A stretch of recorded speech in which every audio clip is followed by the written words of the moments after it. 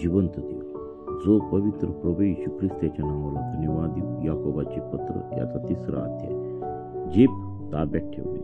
माझ्या बंधूंनो, तुम्ही पुष्कळ जण शिक्षक होऊ नका, कारण आपल्याला अधिक दंड होईल हे तुम्हास माहीत आहे.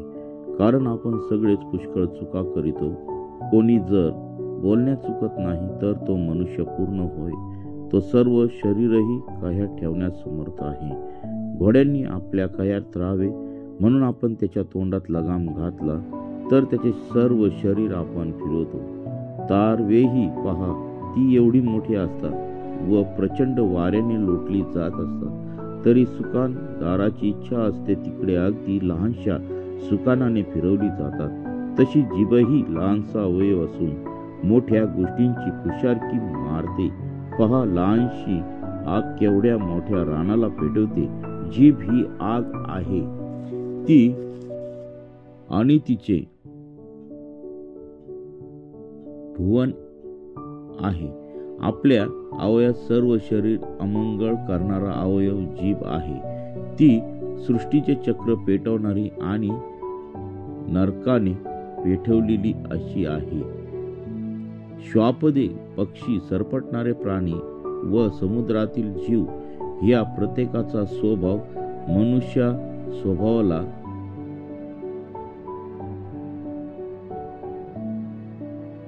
वश होत आहे आणि झाला आहे.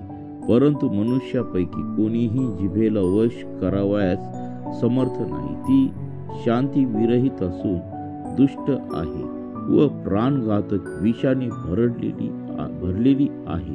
तिच्या योगे जो प्रभू व पिता त्याची आपण स्तुती करीतो आणि देवाच्या प्रतिमेप्रमाणे केलेल्या माणसांना तिच्याच योगे शापही देतो. एकाच तोंडातून स्तुती व शाप निघतात. माझ्या बंधूंनो, ह्या गोष्टी अशा प्रकारे होता कामा नये. झऱ्याच्या एका छिद्रातून गोड पाणी व कडू पाणी निघते काय?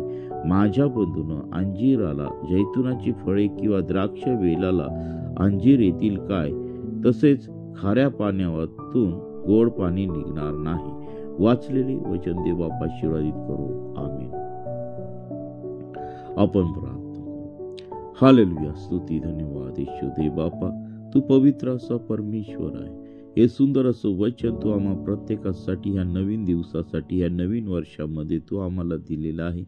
त्याबद्दल मी तुझ्या नावाला धन्यवाद देत आहे. प्रिय प्रभूजी, हे वचन प्रिय प्रभू येशू, अतिशय शरीराचा महत्वाचा अवयव म्हणजे जीभ हे याबद्दल ह्या वचनामध्ये खूप सुंदर असं सांगितलेलं आहे. प्रभू, त्या वचनाप्रमाणे चालण्यासाठी तू आम्हा प्रत्येकाला तू सहाय्य कर, मार्गदर्शन कर.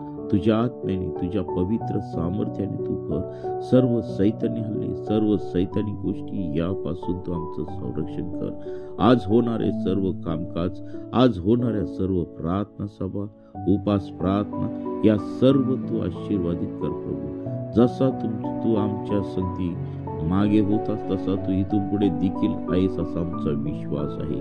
तुझ्या पवित्रतेत, तुझ्या पवित्र सामर्थ्यामध्ये तू आम्हाला वाढव प्रभू. या सकाळच्या समय तू आमच्या प्रत्येकाचा धावा तू घे प्रभू. जे आजार आहे त्यांना तू आपल्या खिळलेल्या हाताचा तू स्पर्श कर. विशेष करून दीपेंद्र उजगरे या सरांसाठी प्रिय प्रभू येशू आम्ही प्रार्थना करत आहे प्रभू. ते ICU मध्ये ऍडमिट आहे प्रभू. त्यांना तू शक्ती दे, सामर्थ्य दे.